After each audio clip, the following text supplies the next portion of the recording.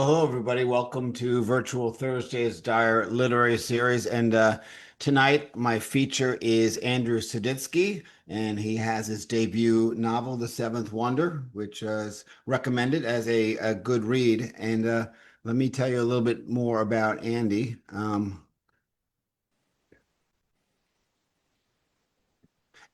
Andrew Siditsky is an award-winning creative executive who spent 3 decades at Disney Studios crafting global creative marketing campaigns that captivated audiences worldwide.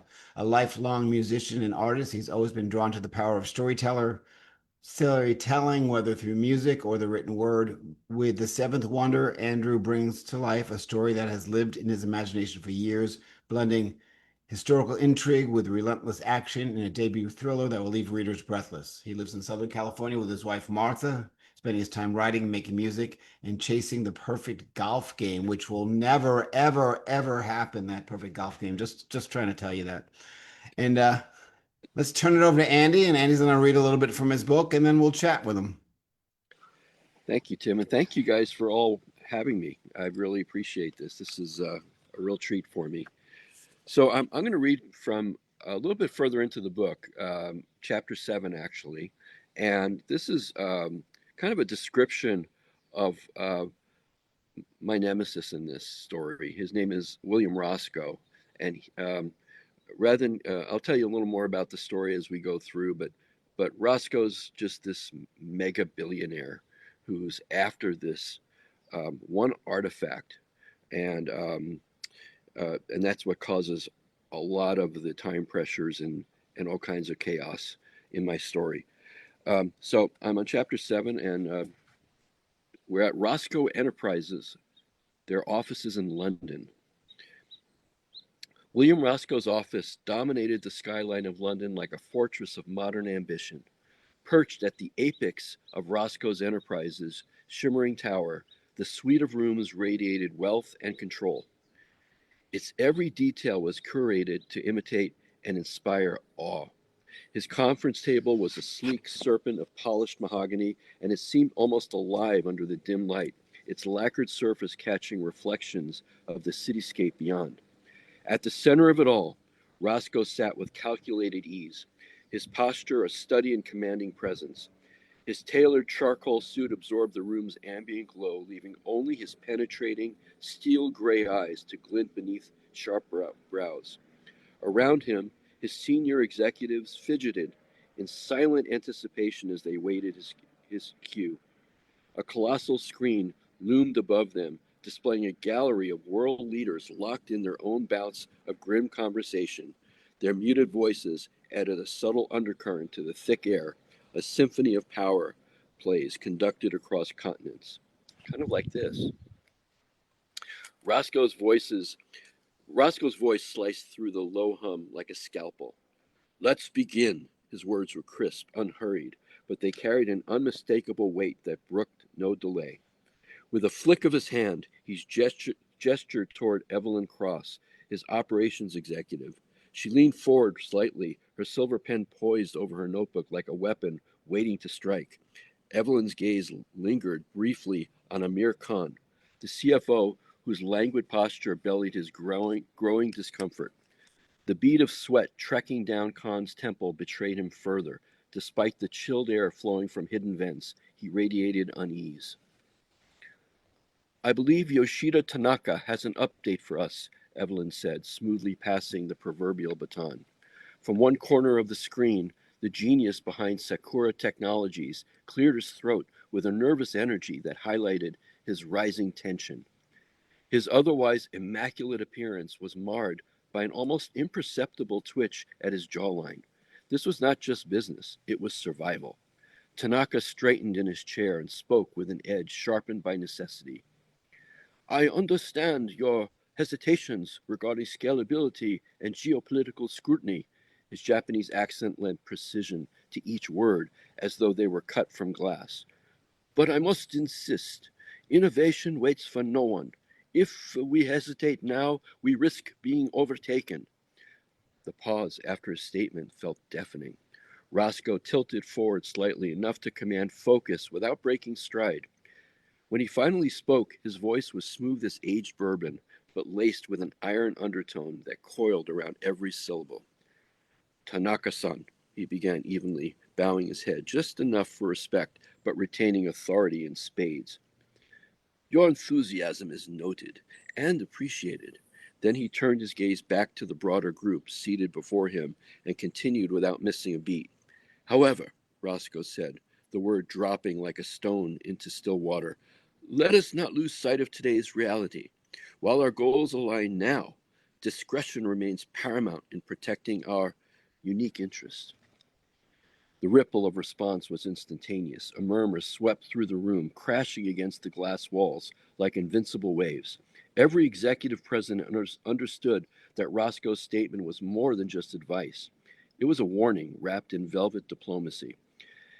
Evelyn jotted something down, though her stormy gaze flickered once more toward Khan. Across from her, he unfolded his arms slightly, a half-hearted attempt at feigned confidence. But even this gesture felt forced under Roscoe's looming shadow. Tanaka seemed on edge, but he inclined his head respectfully toward Roscoe on screen before retreating into watchful silence. As discussions proceeded, touching on supply chains split between continents and covert R&D taking place in undisclosed locations, the tension ebbed and flowed like tectonic plates grinding underneath polite words. As the meeting reached its crescendo, final agreements on timelines were cemented, and Roscoe leaned back in his chair. He clasped his hands together as though savoring victory before even tasting it. Excellent work today, he said smoothly, a faint trace of satisfaction coloring his tone, now that consensus had fallen neatly into place like dominoes tipped by an unseen hand. As you all are aware, our AtlasNet system will revolutionize communications infrastructure as we know it. His smile was faint but lethal, a predator surveying prey already within striking distance, as he added matter-of-factly, and with Roscoe Orbital nearing completion ahead of schedule, I trust you understand exactly what is at stake should anything jeopardize its launch. Another ripple moved through those present, not quite fear, but something adjacent enough to chilled spines nonetheless. Thank you for all your contributions today, Roscoe concluded, as if dismissing pawns from some celestial chessboard while already envisioning checkmate several moves ahead. I look forward to seeing each of you at next month's Communications Summit. With that final note cutting cleanly through lingering doubts or dissent, Roscoe signaled for Evelyn to terminate the call. Screens flickered off one by one across the massive display wall behind him, and silence reclaimed dominance within the towering walls. Only then did William Roscoe allow himself one tiny sip from the crystal tumbler beside him, golden liquid swirling lazily against half-melted ice. His expression betrayed no sense of triumph or relief, only calculation ticking quietly beneath deliberate calmness. With a subtle press of a concealed button, Roscoe transformed the enormous screen behind him into a living canvas of London's amber-lit skyline. The sprawling cityscape was a calculated backdrop, one that reinforced his image, not merely as a businessman, but as a puppeteer of progress, dictating the tempo of global collaboration. All right. Great stuff, Andy, and a wonderful reading. So we already have a first question in the chat. So your Japanese accent is on point. Have you had any experiences in Japan? Actually, I have. When I was with Disney, um, I had to go to Tokyo several times um, for a number of reasons. One was the main one. We were working with Studio Ghibli, with the famous director Miyazaki, and so I'd have to go to meetings with those guys. I did some of the creative marketing for their movies, and and I didn't know much about Japan when I first started, and so I had to learn a lot of the customs. Have a funny, there was a funny story that actually happened where someone misinterpreted something somebody said, and it created a big hoopla, and we had to learn a little bit from the cultural exchange. But for the most part, I learned a lot from being in the Japanese office and speaking with a lot of the folks there and learning the difference between our cultures and how the Japanese think, which is different than us. So Speaking about your Disney experience, I know you started at Disney. You marketed their videos when they first started doing videos. And in fact, the first office, and obviously it's huge now, was basically a trailer with you and a few other guys. So yeah, tell me, starting that from scratch and promoting and marketing, how is marketing a book different than your Disney experience? it's funny. I'm because this is like as you know, Tim, it's new for me with doing this book. Is I'm trying to apply some of my key learnings um, in the book marketing. I'm meeting with some success and some challenges at the same time. Um, I think the distribution of books right now is really similar. We all talk about Ingram as the big distributor. Ingram was the big distributor for video as well as it is for music, and so um, I know a lot of writers, and I'm sure some of you folks probably go through Ingram Sparks, and that's kind of an offshoot of Ingram. But distribution wise, I learned quite a bit of that business side of things.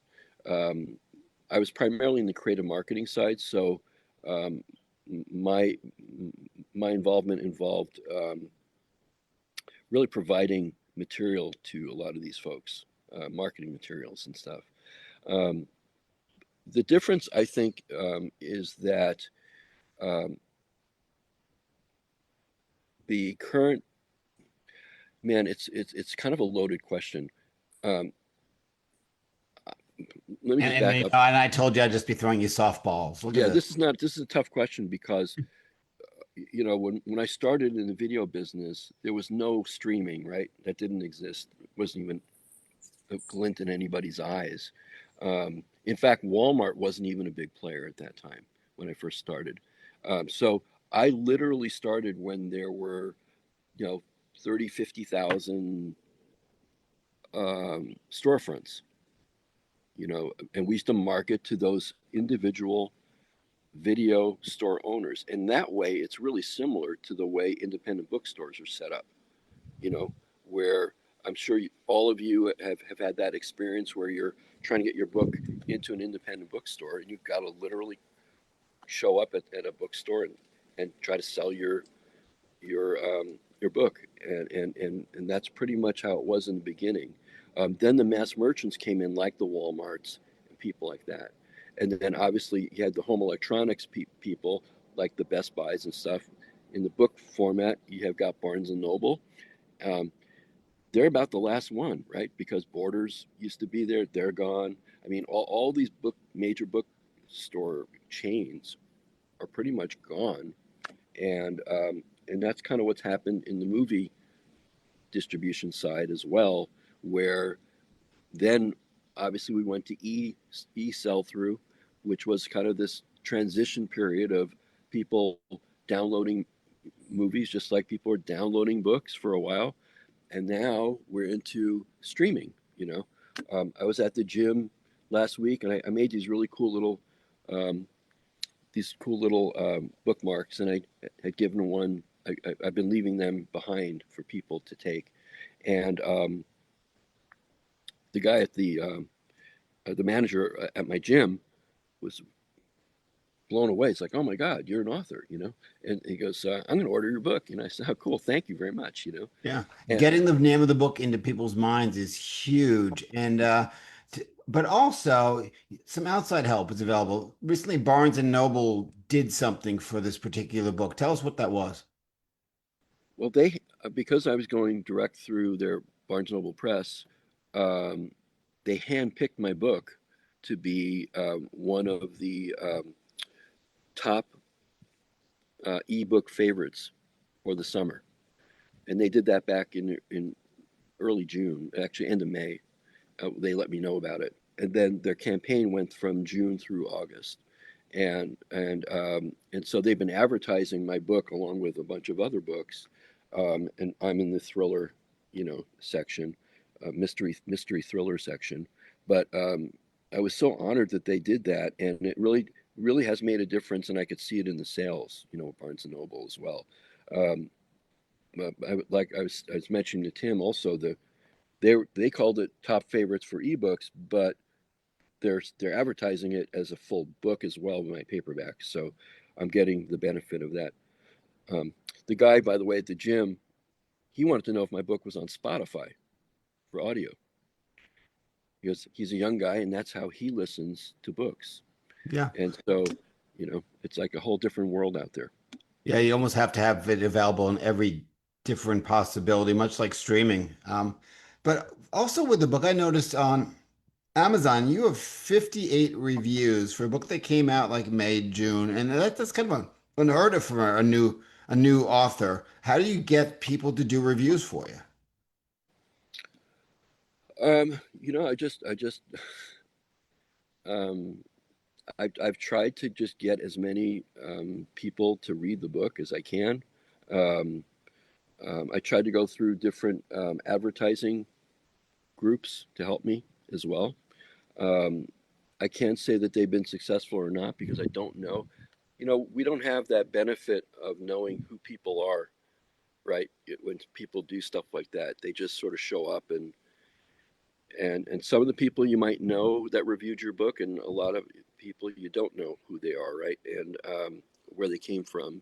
Um, so I think um, I've been dipping my foot into all kinds of things. I'm trying to use the Amazon ads, uh, uh, and I made some really cool looking ads, and um, I've been doing BookBub as well, and trying to get um, advertising through them. Um, but I honestly can't, as a guy coming from a big studio marketing thing, and I'm looking at the numbers, it's really small. I mean, I'm not getting a very good return on my investment at this point. But that's all I could say is just keep pounding, and I hope people will review it. Every time someone says they bought the book, I said, if you liked it, would you do me a favor and just go online and say something? I said I could use all the help I could get. And and they always like when I say that. So I'm trying to let them know that I need help. In terms of actually writing the book as a new author, his first book, what was the hardest part of that process? This took 2.5 years for me to actually physically write. I had the idea in my head long before that. It's just been pounding in my head. The hardest thing was to get started. And then once I got started was to try to create some momentum for myself. I just kept stopping and I kept losing confidence because it was my first time ever writing a book. Um, the hardest part for me was, I get stuck. Just now what should I do? I can either go to the left, I go to the right. I don't. What should I do with this character? And you know, I think in my head something worked, and I tried to write it, and it didn't work, and I'd have to delete the whole thing and start all over. And I have to be honest with you. I just hit the wall so many times. I felt like maybe I should just give up. Maybe this isn't for me. But so that was the hardest part to get over that confidence level, and that carried me through all the way. Even after I finished the book and I had it edited, I had it sitting on my desktop. I still didn't want to put it out because I was so nervous that it was going to just no one's going to like it, and it's like I'm just going to get killed. Maybe I just wrote it for myself. I don't know. And I just had to get over that. My wife Martha, said, I said I really should get a review on this thing. And it just took me like a month just to send it out because I felt, you know, it's just that dilemma of being a writer and not ever knowing if you're finished. Is it done? Is it, did I describe things enough? I was really sensitive to, like, instead of just saying, the computer was on the table, like, what kind of computer is it? Where is it sitting on the table? Is there something near it that means something? I just start like pounding all those questions in my head because some of you guys are natural at this, and because you've written so many books. I mean, I know, Tim, you're just, it's like you have this voice and you can just write. And for me, it took 2.5 years to get my voice on this. But now I've got it, and I'm real excited about the next one. Yeah, like you'll find that the second book will be easier to write than the first. You won't make the same mistakes, Mhm. which is awesome. And you said you sent it out for a review. Did that positive review help your confidence? That's a low. Yeah, it sure did. I have to be honest with you. Martha and I were part of a group at our church, a small group, and we were leading, uh, helping in the leadership role, and it was the celebration of the end of this series. It's like a 10-week series at our church, and and we were sitting there in church on a Saturday night because it was a big festival, a festive thing that we are going to be doing together. And I'm sitting there, and all of a sudden I get buzzed, and it was from the editor, and she had texted me the review, and I knew I I, I really wanted to look at it, and we're sitting there, and the service was going to be starting like in 5 minutes, and I said, I've got to go take a look at this, and so I walked outside, and I opened up my phone and looked at the email, and I read the review, and I was just overcome emotionally. I I, I just was like, I can't believe Dan Brown, was in the same sentence as my name. I mean, it was like, you got to be kidding. I mean, I did it like a masterclass thing with him, and I thought he was fantastic, but to have my book compared, his character compared to my character, I understand the genres are similar, but it was still pretty cool. And then she really got the whole story, and I know it was just wonderful. It was a great feeling. I was overcome emotionally, like I said, and at that point I said, you know what, this is going to work. This is actually going to work. Which was more thrilling, reading that review or having the first physical book in your hand? Honestly, the review. I mean, I love getting the book in my hand. I've had lots of pretty things in my hand, so it was nice to see it finally done. Like it's actually a physical thing. But um, it was more than just getting it done. It's almost like this thing. Like it's when it's stuck in your head. If you can't, it just so you can't get your mind off of it. It's just such a relief to finally.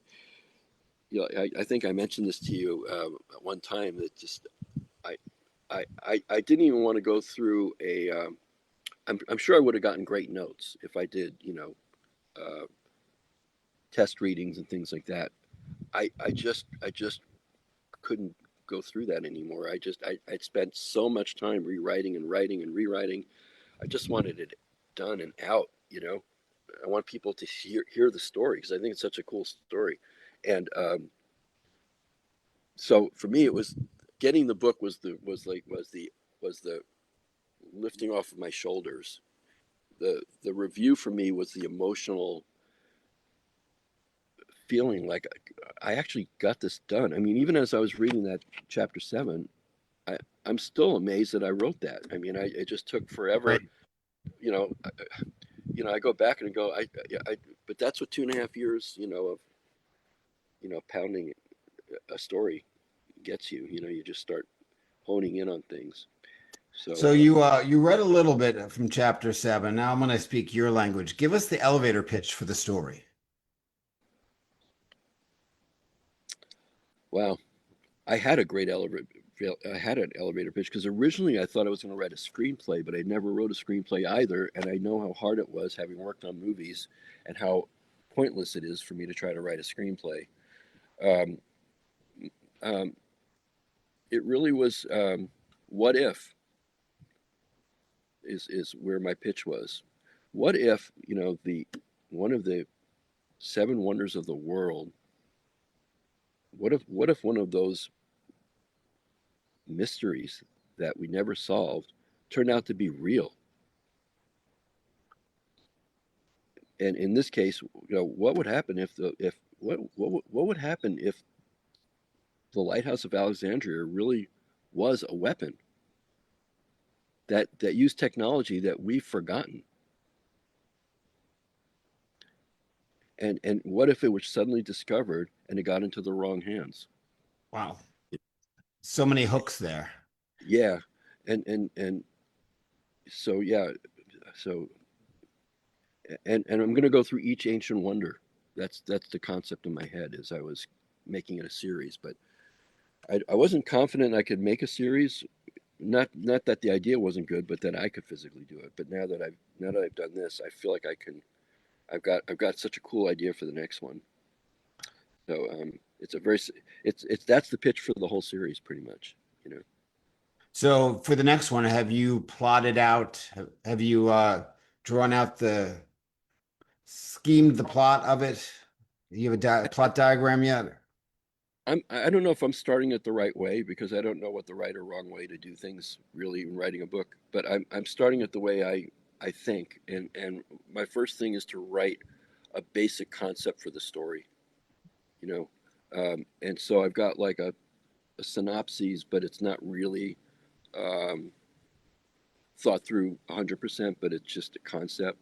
Um, and I'm going to go off of that to make my outline and and get started. But I haven't actually started it, and I keep kicking myself because I know it'll look better on Amazon if I have two books than just one.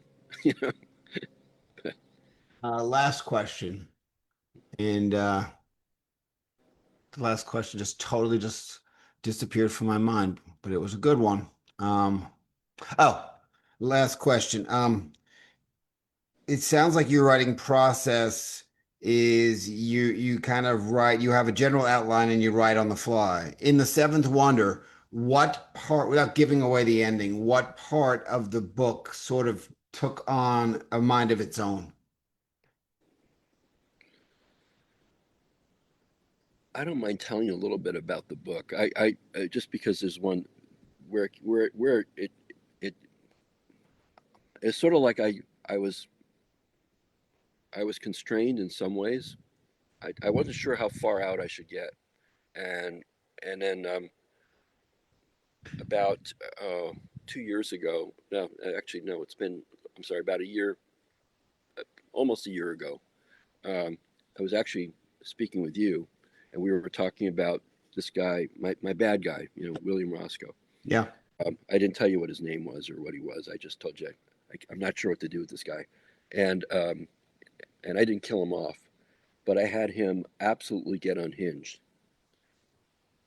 and that's where, like at the end, it just starts, you know, how are they going to get out of this? Like it was just like I was making it so difficult for my characters, to get out, and and that was the part for me where, you know, it just started All right. flowing.